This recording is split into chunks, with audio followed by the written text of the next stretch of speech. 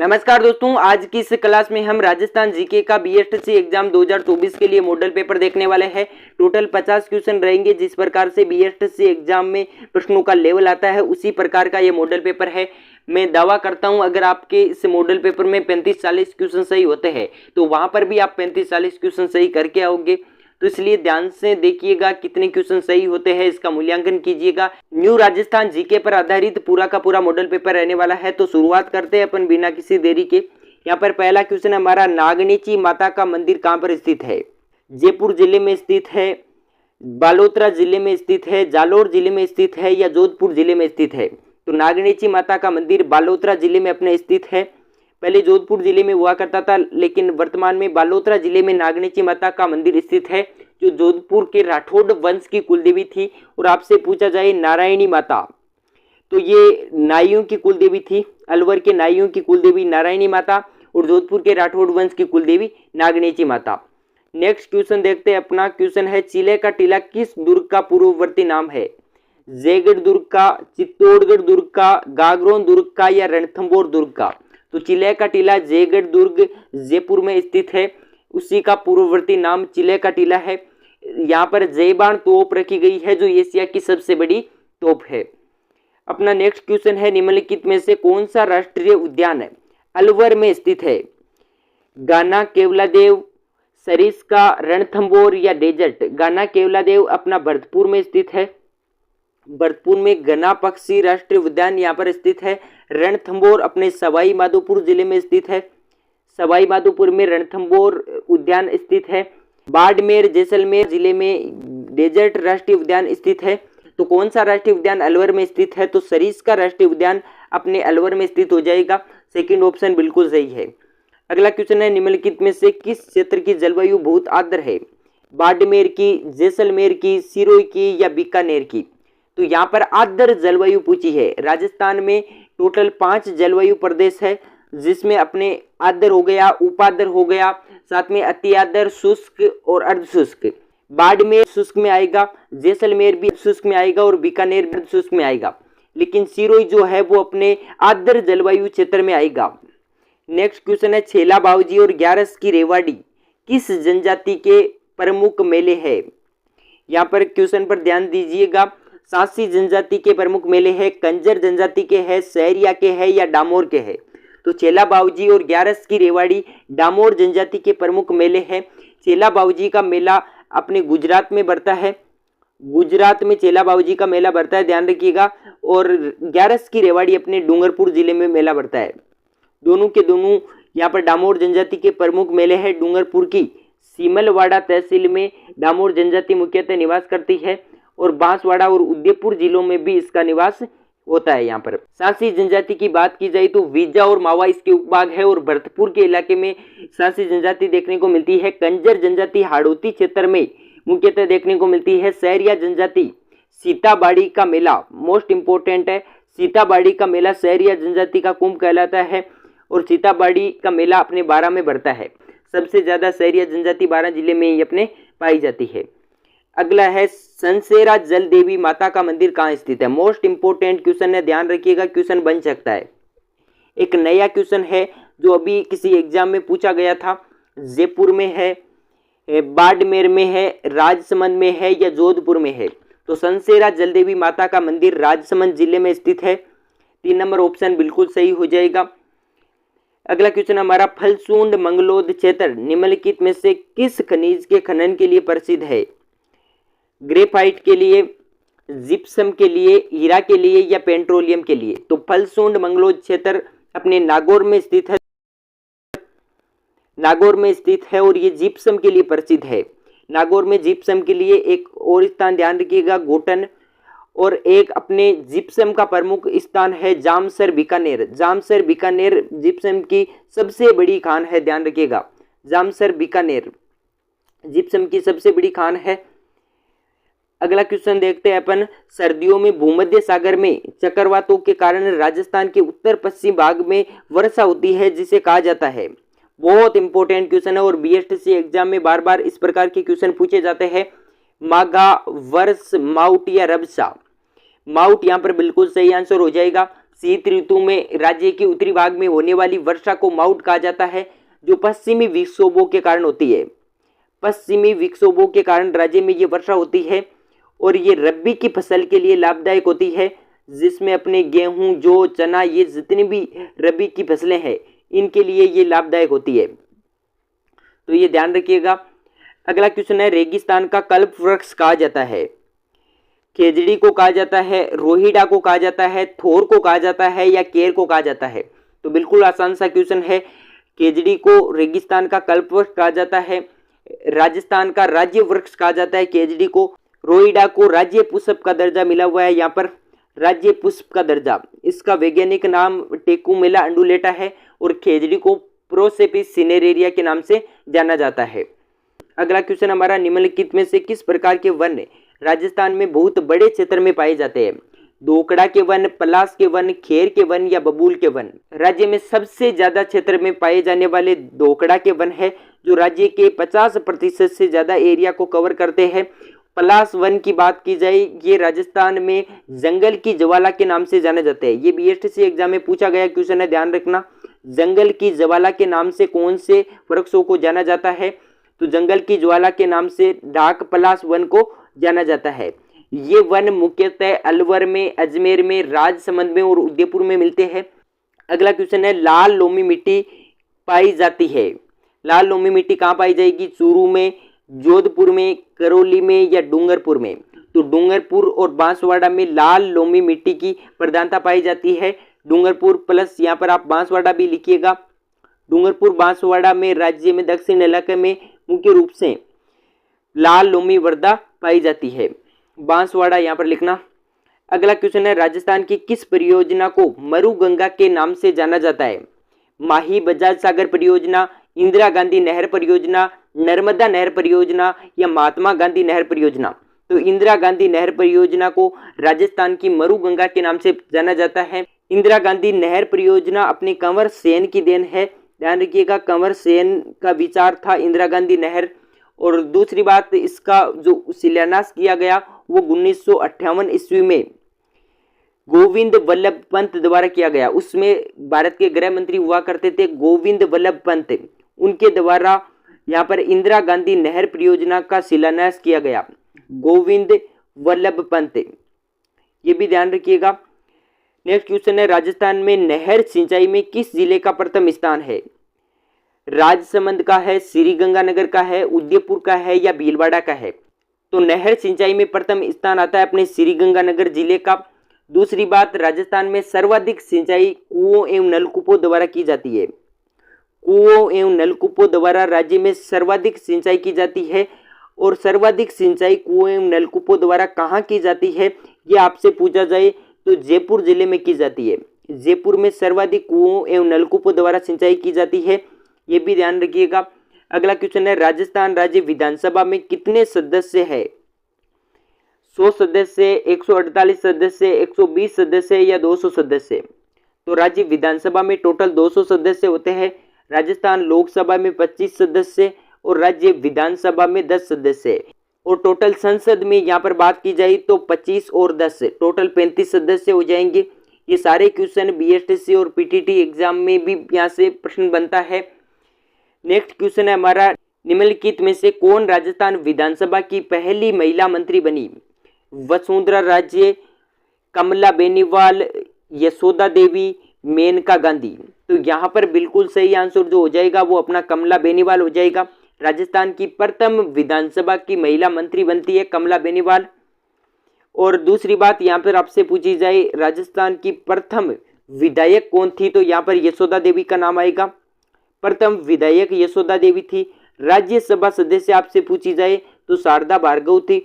शारदा भार्गव राज्यसभा सदस्य थी। Next question है हमारा, प्राचीन शिलालेखों में जालोर को किस नाम से जाना जाता था? जयगढ़, जलालाबाद, जाबालीपुर या खिजराबाद? तो यहाँ पर बिल्कुल राइट आंसर जो हो जाएगा वो अपना जाबालीपुर हो जाएगा। प्राचीन शिलालेखों में जालोर को जाबालीपुर नाम से जाना जाता था। खिजराबाद अपने पूछा जाए आपसे तो चित्तौड़गढ़ को नाम दिया था अलाउद्दीन खिलजी ने, चित्तौड़गढ़ को खिजराबाद नाम दिया था। और सिवाना दुर्ग को क्या नाम दिया गया अलाउद्दीन खिलजी द्वारा? तो खेराबाद नाम दिया गया। ये दोनों ध्यान रखिएगा। 1303 में यहाँ पर आक्रमण किया था। और सिवाना दुर्ग पर कब आक्रमण किया गया, तो 1308 में किया गया। जालोर पर यहाँ पर 1311 में आक्रमण किया गया था और इसमें यहाँ का शासक कानड़ देव हुआ करता था। अगला क्वेश्चन है, राजस्थान में 1857 के विप्लव के समय एजीजी कौन था? George Patrick Lawrence, colonel Abbott, major Burton या ब्रिगेडियर होम्स? तो जॉर्ज पैट्रिक लॉरेंस 1857 की क्रांति के समय राजस्थान के एजीजी हुआ करते थे।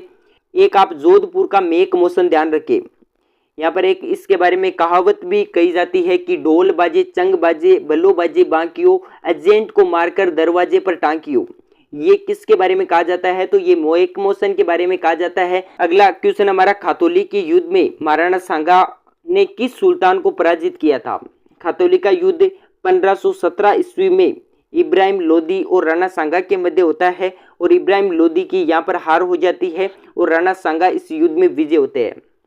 नेक्स्ट क्वेश्चन है, थार का गड़ा किसे कहा जाता है? चंदन नलकूप को, मांडल नलकूप को, खारा नलकूप को या ताजा नलकूप को? तो चंदन नलकूप को थार के गड़े के रूप में जाना जाता है। ये ध्यान रखिएगा, जैसलमेर में स्थित है। चंदन नलकूप कहाँ स्थित है आपसे पूछा जाए तो जैसलमेर में स्थित है, जिसे थार का गड़ा कहा जाता है। अगला क्वेश्चन है, निम्नलिखित में से कौन सा गारनेट का प्रमुख उत्पादक जिला है? बीकानेर, बाड़मेर, टोंक या जैसलमेर? तो टोंक गारनेट का प्रमुख उत्पादक जिला है। राजमहल स्थान गारनेट के लिए प्रसिद्ध है। राजमहल में सर्वाधिक गारनेट का उत्पादन होता है। राजस्थान में निम्नलिखित में से कौन सा संगमरमर शहर के रूप में प्रसिद्ध है? संगमरमर शहर के रूप में कौन सा शहर प्रसिद्ध है? नचना शहर, बिदासर शहर, खेतड़ी शहर या मकराना शहर? तो मकराना वर्तमान में डीडवाना कुचामन में स्थित है और यही अपने संगमरमर शहर के रूप में प्रसिद्ध है। बहुत इंपॉर्टेंट क्वेश्चन है, ध्यान रखिएगा।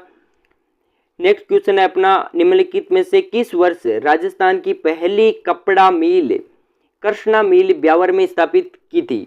1889 में, 1998 में, 1857 में या 1947 में? तो यहाँ पर 1889 में दामोदर दास द्वारा पहली कपड़ा मिल ब्यावर में स्थापित की गई थी, दामोदर दास द्वारा, ये ध्यान रखिएगा। नेक्स्ट क्वेश्चन है हमारा, भीलवाड़ा को राजस्थान के किस रूप में जाना जाता है? ज्यूरिक के रूप में, मैनचेस्टर के रूप में, ऑक्सफोर्ड के रूप में या डेट्रॉइट के रूप में? मैनचेस्टर के रूप में जाना जाता है। राजस्थान का मैनचेस्टर भीलवाड़ा को कहा जाता है, या फिर आप वस्त्र नगरी या टेक्सटाइल सिटी कह सकते हैं। वस्त्र नगरी, टेक्सटाइल सिटी या राजस्थान का मैनचेस्टर किसे कहा जाता है? तो भीलवाड़ा को कहा जाता है। अपना नेक्स्ट क्वेश्चन है, 2011 की जनगणना के अनुसार राजस्थान के किस जिले की साक्षरता दर सर्वाधिक है? जालोर, सिरोही, कोटा या श्रीगंगानगर? सर्वाधिक साक्षरता दर की यहाँ पर बात की जाए तो कोटा की हो जाएगी। कोटा की जो टोटल साक्षरता दर है वो अपने 76.6% है और न्यूनतम साक्षरता दर आपसे पूछी जाए तो जालोर की है। बहुत इंपॉर्टेंट क्वेश्चन है, बार बार बीएसटीसी एग्जाम में जनसंख्या से क्वेश्चन बनते हैं और साक्षरता दर का क्वेश्चन मुख्य रूप से पूछा जाता है। जालोर की यहाँ पर 54.9% है, ये भी ध्यान रखें। नेक्स्ट क्वेश्चन है, राजस्थान की प्रथम पवन ऊर्जा परियोजना कौन सी थी? देवगढ़ परियोजना, अमर सागर परियोजना, बीतड़ी परियोजना या धूनिया परियोजना? तो अमर सागर परियोजना जैसलमेर में राजस्थान की प्रथम पवन ऊर्जा परियोजना थी। अमर सागर जैसलमेर में स्थित है। ये भी बीएसटीसी एग्जाम में पूछा हुआ क्वेश्चन है। राज्य की दूसरी पवन ऊर्जा परियोजना आपसे पूछी जाए तो देवगढ़ होगी और तीसरी यहाँ पर बीतड़ी होगी। अगला क्वेश्चन है, सावन भादो सिंचाई परियोजना संबंधित है 12 जिले से, उदयपुर जिले से, अजमेर जिले से या कोटा जिले से? तो सावन भादो परियोजना कोटा जिले में स्थित है। 4 नंबर ऑप्शन यहाँ पर बिल्कुल सही हो जाएगा। नेक्स्ट क्वेश्चन है, राजस्थान में जुते हुए खेत के प्राचीनतम साक्ष्य निम्नलिखित में से किस स्थल पर प्राप्त हुए हैं? कालीबंगा, आहड़, खेतड़ी या नीम का तना? तो राजस्थान में जुते हुए खेत के प्राचीनतम साक्ष्य कालीबंगा सभ्यता से प्राप्त हुए हैं, जो राजस्थान के हनुमानगढ़ जिले में स्थित है। ध्यान रखिएगा, मोस्ट इंपोर्टेंट क्वेश्चन बता रहा हूँ, यहाँ से क्वेश्चन बन सकता है। हनुमानगढ़ जिले में स्थित है, घग्गर नदी के किनारे स्थित है और यहाँ से जुते हुए खेत के प्राचीनतम साक्ष्य मिले हैं। इसकी खोज किसने की, ये आपसे पूछा जाए तो अमलानंद घोष ने की थी। अमलानंद घोष ने इसकी खोज की थी। और इसका उत्खनन कार्य किसने किया, ये आपसे पूछा जाए। यहाँ से एक क्वेश्चन 100% बन सकता है। ध्यान रखिएगा, बी के थापर और बीबी लाल, बीके थापर और बीबी लाल ने इसका उत्खनन कार्य किया था। यहाँ पर लिखना बीबी लाल, इन दोनों ने मिलकर इसका उत्खनन कार्य किया। ये अपने कालीबंगा सभ्यता हो गई। अगला क्वेश्चन है हमारा, बोराट का पठार स्थित है कुंभलगढ़ से गोगुंदा के बीच, कुंभलगढ़ से जयसमंद के बीच, गोगुंदा से जयसमंद के बीच या जयसमंद से भैंसरोडगढ़ के बीच। तो यहाँ पर कुंभलगढ़ से गोगुंदा के मध्य बोराट का पठार स्थित है। एक नंबर ऑप्शन बिल्कुल सही हो जाएगा। अगला है, अरावली के निम्न पर्वत शिखरों को ऊंचाई के अनुसार अवरोही क्रम में व्यवस्थित कीजिए। तारागढ़, सायरा, नाग पहाड़ और डोरा पर्वत। यहाँ पर अपन सबसे पहले इनकी ऊंचाई जानते हैं। सबसे पहले अपन बात करें यहाँ पर सायरा की, तो सायरा की जो टोटल ऊंचाई है वो अपने है 876 मीटर। सायरा की 876 मीटर है। नेक्स्ट यहाँ पर बात करें नाग पहाड़ की, तो नाग पहाड़ की टोटल ऊंचाई है 795 मीटर। यहाँ पर मैं लिख देता हूँ 795 मीटर नाग पहाड़ की ऊंचाई है। तीसरा यहाँ पर तारागढ़ की बात की जाए तो तारागढ़ की टोटल ऊंचाई 873 मीटर तारागढ़ की टोटल ऊंचाई है। और अंत में यहाँ पर बात की जाए डोरा पर्वत की, तो 869 मीटर राज्य में टोटल डोरा पर्वत की ऊंचाई है। इस हिसाब से यहाँ पर सबसे अंत में आएगा 795 मीटर के साथ नाग पहाड़, और ये अपने तीसरे नंबर के ऑप्शन में दे रखा है और यही अपना राइट आंसर है। 3 नंबर ऑप्शन बिल्कुल सही है। नेक्स्ट क्वेश्चन है हमारा, पदराड़ा अभिलेख किस शासक से संबंधित है? कुमारपाल सोलंकी से, मारावल अजब सिंह से, महाराणा कुंभा से या महाराणा जगत सिंह से? तो पदराड़ा का अभिलेख महाराणा कुंभा के जीवन पर प्रकाश डालता है।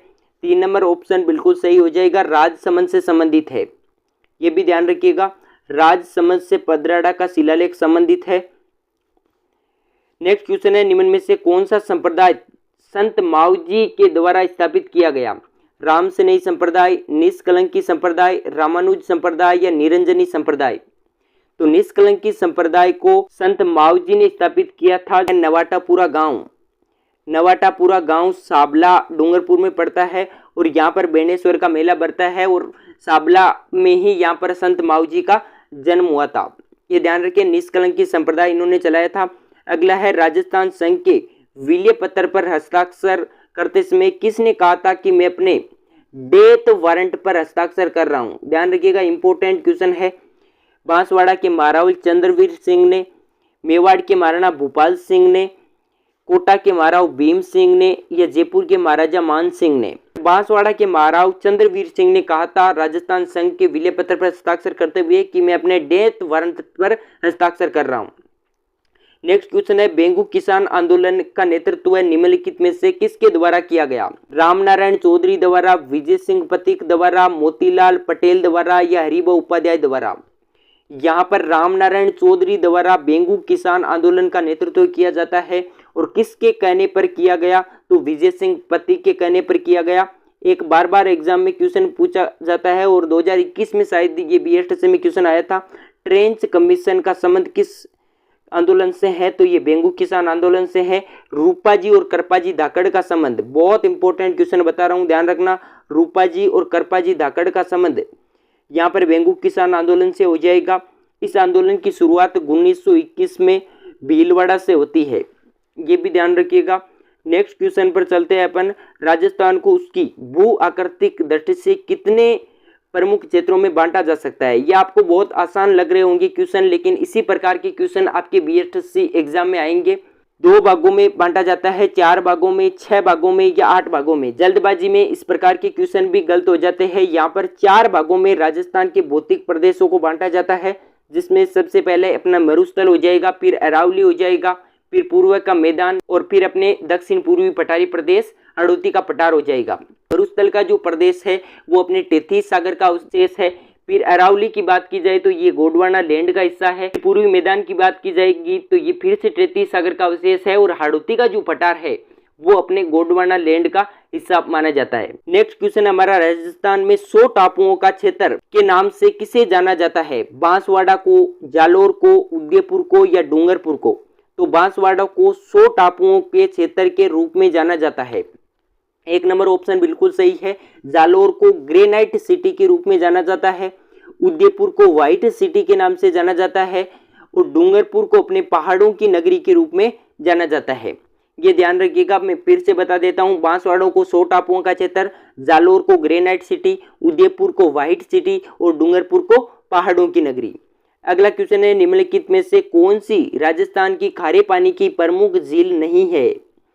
डेबर झील, डीडवाना झील, पचपदरा झील और लूणकरणसर झील। लूणकरणसर झील बीकानेर जिले में स्थित है और ये खारे पानी की झील है। पचपदरा झील की बात की जाए तो ये अपने बालोतरा जिले में स्थित है, वर्तमान में बालोतरा जिले में स्थित है और ये भी अपने खारे पानी की झील है। डेबर झील की बात की जाए तो ये अपने मीठे पानी की प्रमुख झील है। और ध्यान रखिए, मोस्ट इंपोर्टेंट क्वेश्चन ये बन सकता है कि वर्तमान में किस जिले में स्थित है, तो ये वर्तमान में सलूम्बर जिले में स्थित है। सलूम्बर जिले में स्थित है। राजस्थान में मीठे पानी की सबसे बड़ी कृत्रिम झील डेबर झील है, जहां से श्यामपुरा और भाट नहरें निकाली गई है, ये भी ध्यान रखिएगा। नेक्स्ट क्वेश्चन है हमारा, राजस्थान में अंतःस्थलीय परवाह के मैदान को किस रूप में जाना जाता है? यहाँ पर समझिएगा, मरुस्थलीय जो अपने प्रदेश है, मरुस्थल प्रदेश को दो भागों में बांटा जाता है। मरुस्थल प्रदेश को दो भागों में बांटा जाता है, एक अपने शुष्क प्रदेश और एक अपने अर्ध शुष्क प्रदेश। एक यहाँ पर शुष्क प्रदेश हो जाएगा और एक यहाँ पर अर्ध शुष्क प्रदेश हो जाएगा।